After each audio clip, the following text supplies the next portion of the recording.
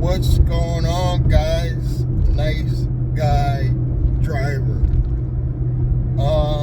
I didn't get any rides in today. This is Sunday. That's not the reason why I didn't get any rides in today. My daughter just moved to another town. They were only 20 minutes away from me. Now they're like an hour. And it doesn't really necessarily bother me that they move further away, but it is a hike, and I was so used to having them close by. You know, my granddaughter is still at that developmental stage. She's learning a lot, and I just want to be around her to watch her grow. So I got to travel a little bit further to watch her develop. You know, it's not the end of the world, but you know, it's kind of a bummer that I got to travel so much further. But as an Uber driver, I should be used to it, I guess. You know, she's saying I should be used to driving so far. But I had a nice day. We had some good food, drinks. They were unpacking the house. And I'm happy to see my daughter and her husband move into a much bigger place. It wasn't much bigger, but it's a little bit larger place, a little bit more space for them, and I'm really happy for them. But Uber news: the new CEO of Lyft, I thought was going to make some major changes. I didn't see anything relatively new yet to make me go, wow, he's doing something big. Excuse me. And I don't know why they're talking up Dara Khosrowshahi, I think they pronounce his name, the Uber CEO, making him sound so special for taking Uber rides as an Uber driver. He didn't really say anything or make us feel like he was doing anything relatively different than it was done in the past. For us to be like, oh, you're doing something special. They're pretty much doing the same thing as always. He took some fake Uber rides, and we're supposed to be all jumping for joy like he's doing something special. I don't think he's doing anything special based on what the driver needs are. I do believe they're doing some changes for the passenger side. You know, like they need more changes, but I guess there's more safety measures they're looking into for the passengers. I didn't see anything that Uber's innovating or doing anything different for Uber drivers. And I got a comment on my Nice Guy Driver channel lately on talking about why am I always talking about bad news. And I'm going to say this again. There's very little good in rideshare. Yeah, I'm making money, but it's not always a good thing to just be making money if you're not making a good profit or a good turnover. You know, it's not a big deal to just be making money, in my opinion. I like to turn a profit. I like to know that my time and effort is being well spent. And some of you might well be, well, why don't you just quit? I'm working on it. And that might be something I'll do in the future. But in the meantime, it does bring in extra money. And all my videos are not negative. The thing that bothers me about people that make comments like that is they only watch one video. You ever notice those people? They come across your channel, they watch one video, and they think that that's all that you are. It happens on my finance channels too. You think that's everything that I am is that one video that you actually watched. And I guarantee you this person that made that comment only watched one, maybe two videos. I've got positive videos. I've got videos telling you how to make extra money, how to make more tips, you know, but those videos don't get views. Positive videos don't get views. I'm going to say it again. Positive videos do not get views. You guys don't watch positivity. Yeah, a few of you do, but I'm talking about the masses, the majority of people that watch rideshare or even other videos on my finance channels. It's only when something is really negative that it gets more responses. I don't know why that is, but that's the nature of it. And I don't post a lot of positive videos because there's not a lot positive in rideshare. There just isn't. I guess you could say the positive is, okay, lately I'm getting, the kids are going back to school Monday morning from this, spring break or whatever they call it, vacation. Thank God, that's positive news, because I didn't realize that the majority of rides that I get in the morning are moms taking their kids to school. I didn't realize how many kids don't take the buses and how many kids take last minute rides to school, because I know some of them got to be late because they're going in times that I'd be like, well, the buses are all gone, but it's a large amount. It's probably, I would say 80% of the rides that I take in the mornings, Monday through Friday, I would say about 6 to about 8 a.m. are kids going to school, and I didn't realize how many moms were trying to take vacations and all that based on their kids being out of school. I didn't realize it because I wasn't driving last year during spring break, so I didn't realize that. And it's a large amount. I mean, my earnings have went significantly down this past week. I still managed to pull off, I would say 90% of my goal. My daily goal is not a lot. My daily goal is only $120 a day. It's not really a large goal. I'm only a part-time driver. So I managed to pull off, instead of 120, 100, but it's a hard hustle to make that 100. And I gotta include at least one private ride a day to make that. So it's been very, very slow. I've been probably averaging $80 to $90 a day, and then I'll usually get that $20 private ride somewhere in there to cap it off to get me close to my daily goal. But it's been rough. I can't wait for these kids to go back to school. Thank God they're going back Monday. So if you want some positive news, there you are. There's some positive news. The kids are going back to school Monday, and things are gonna be going back to normal. My revenue should go back up, because literally the week before these kids took the spring break, I think my best day was actually over my goal. It was like $180. I had a $180 day.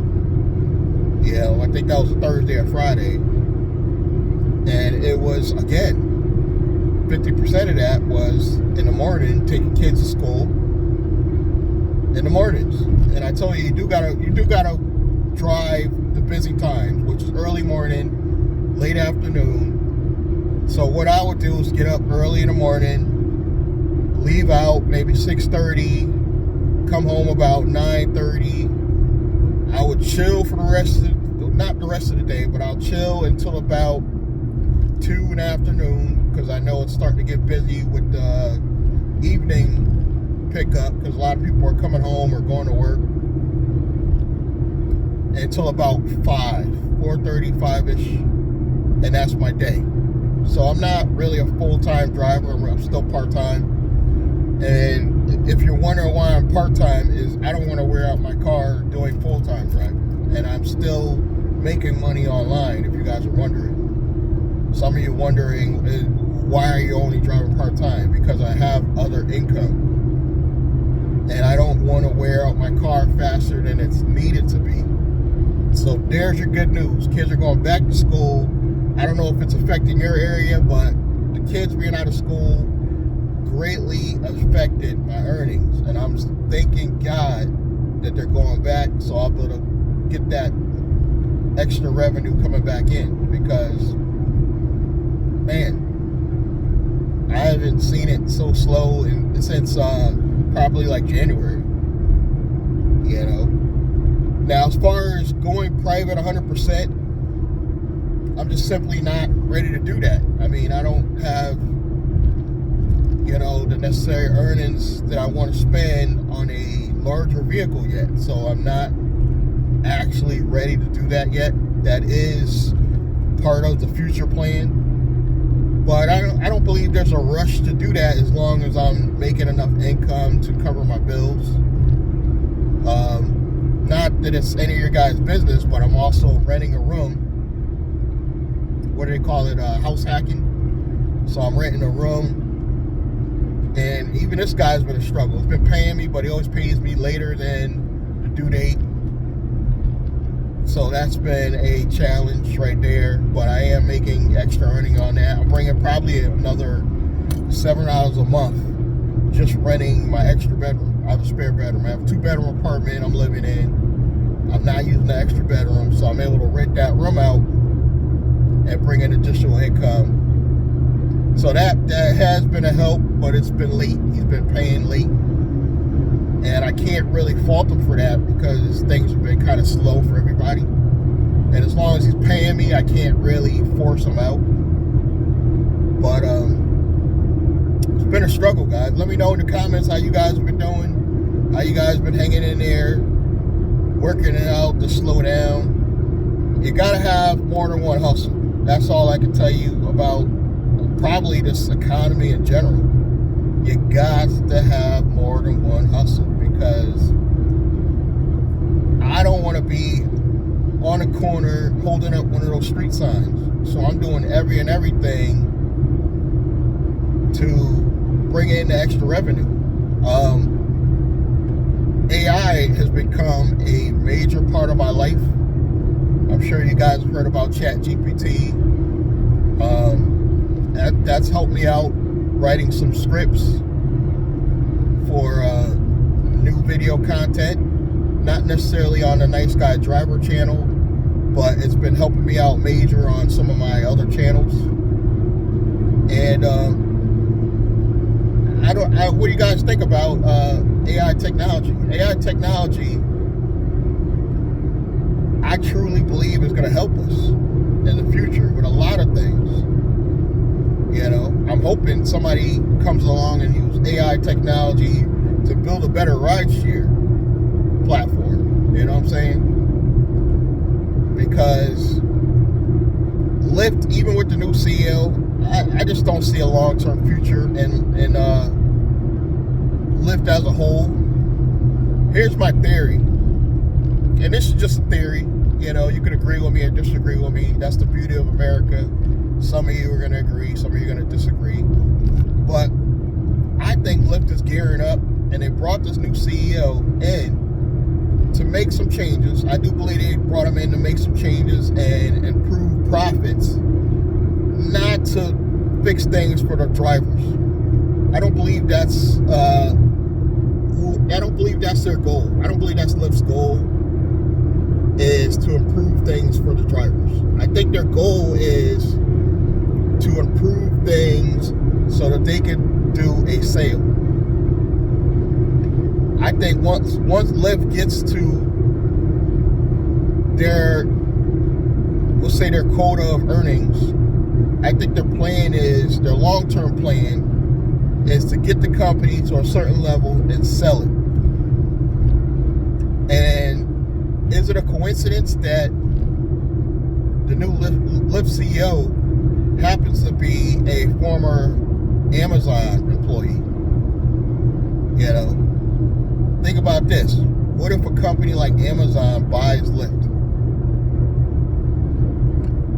It will be still corporate corruption in some shape or form. You know how these companies work. But there may be some positive changes. Maybe. I don't know. You You guys let me know what you think. But I think they're really gearing up to sell. I don't think they're going to be able to compete with Uber in the long term. I think in the short term, yeah, I believe it is good to have two major platforms. I know there's smaller companies coming out, but they're not big players yet. I believe it is good that Uber has competition to keep them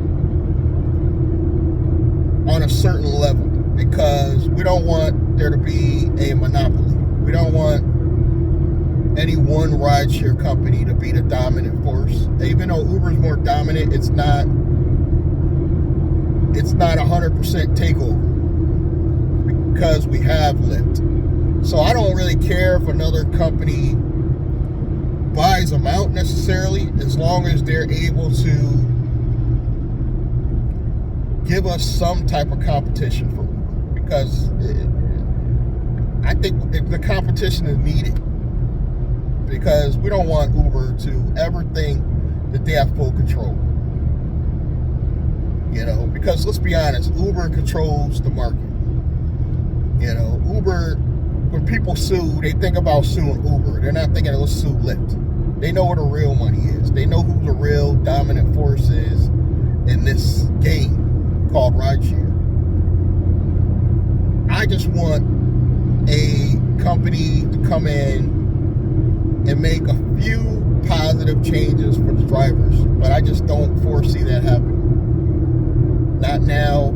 I don't think it's ever going to happen. I'm hearing about strikes, and I am hearing about the states making changes and regulars making changes. I think that's the only way to force Uber to do what we need them to do, is to go to the right politicians, get them to put these regulations in. I did hear Connecticut is working on some things to get them to possibly raise our dollar per mile rates. Some states have done some positive things. Obviously, you guys have seen New York have made some positive changes. I hear Washington is making some changes. So there are states that have made some positive changes in rideshare. I just don't know if Connecticut is going to make the necessary changes anytime soon. Let's say that. I think I got a better chance of going 100% private and making more money before those necessary regulations are put in place to make changes in Connecticut. You know? And it's unfortunate, because let's keep it real. I like rideshare. A lot of you like rideshare. That's why you do it. When people ask me, well, why do you do it if you hate it so much? I like rideshare, guys. I like rideshare. I hate the way it pays. I hate corporate corruption. That's what makes it negative. There's not too much I hate about rideshare, except the control that these companies have over our pay. We're supposed to be independent contractors. An independent contractor for any other company means that you control your destiny. You set up your jobs, you plan your jobs, you're able to know what your pay is up front. That's independent, a true independent contractor. What Uber and Lyft makes us feel like is we're independent contractors by name only. Only by name. And that's really unfortunate, because I actually like it, what I do. I like driving. I like meeting new people. Rideshare actually made me like people again. When I was in retail, I really became this person that started disliking people as a whole. And I think that's what made me an introvert. I was an introvert, because all my life I kind of disliked people. Even back in high school, I disliked people. But rideshare actually made me start liking people again. I started making friendly people, I started having good conversations. But this is in 2018, when the pay was actually slightly better. The pay sucks now. I don't care how much money you make. The amount of money you could have made years ago would be better. So if you're one of those people that was bragging about, oh, I can make $2,000, a week, you could have made $3,000 a week years before. So no matter what you're making, it could have been better when they were taking less. That's what's making us dislike rideshare. It's the pay. I like to know where I'm going. I like the upfront pricing, even though they say we're getting paid less now with the upfront pricing. I like to know where I'm going. I like to know where I'm going. I like to know how much I'm going to make. And I like to stay, a certain amount of radius a certain times a day.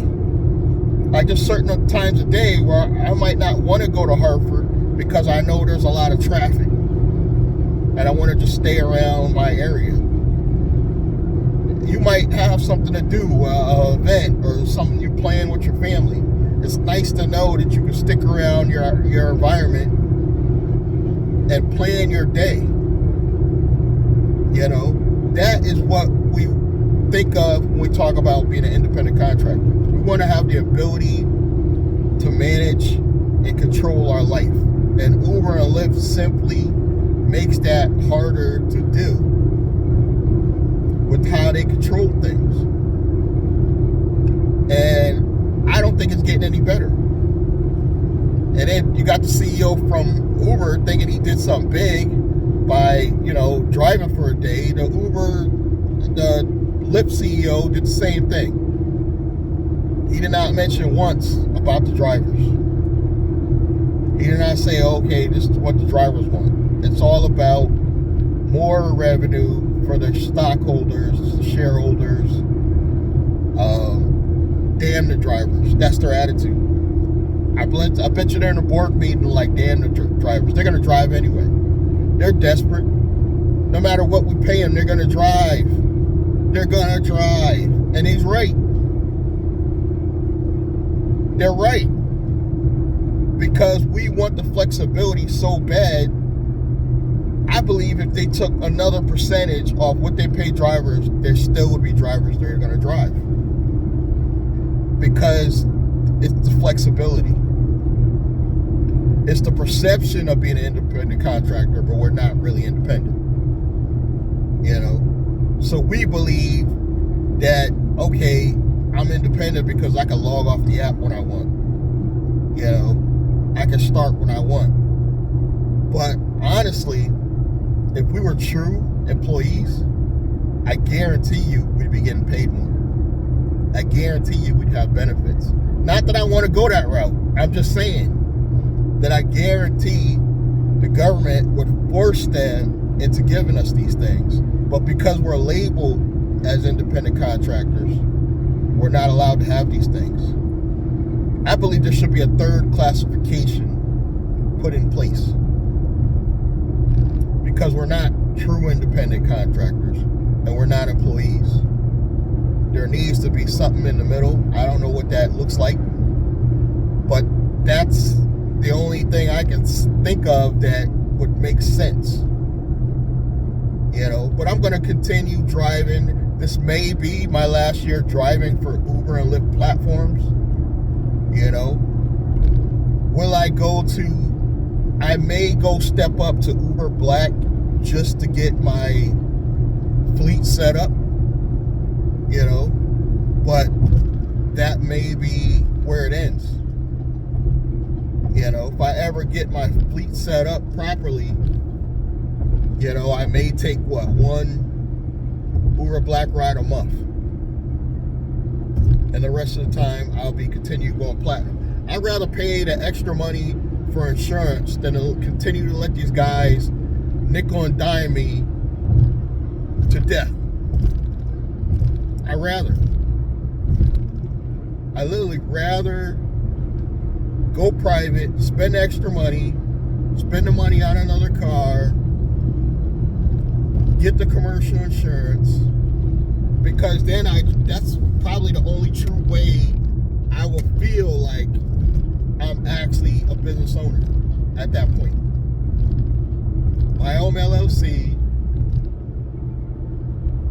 and then I will actually feel like, okay, this is my business. Even though I have a business now, I'm putting my Uber and Lyft revenue in that business, but I still don't feel like I'm truly independent. I feel truly independent with my online stuff, but not with Uber and Lyft. Until I get that freedom and flexibility to make the kind of money I want to make, I don't feel it. You let me guys know how you feel, you know, and please subscribe to the channel. And it's not always bad news. It's sometimes there's not a lot of good news to give you guys. There's not. I try to come up with things that are positive with Uber and Lyft. There's just not that many. But for those of you who do want to hear more, who do want to actually hear reality and not me making up some shit to make you guys feel better and just give me more views because I'm giving you some positivity and you want me to be real, I'm going to continue being real. You know? And I'll take the negative comments. As long as you're polite, I'll take the negative comments. You know? But subscribe, like, comment, and I'm going to catch you guys in the next one. Thank you.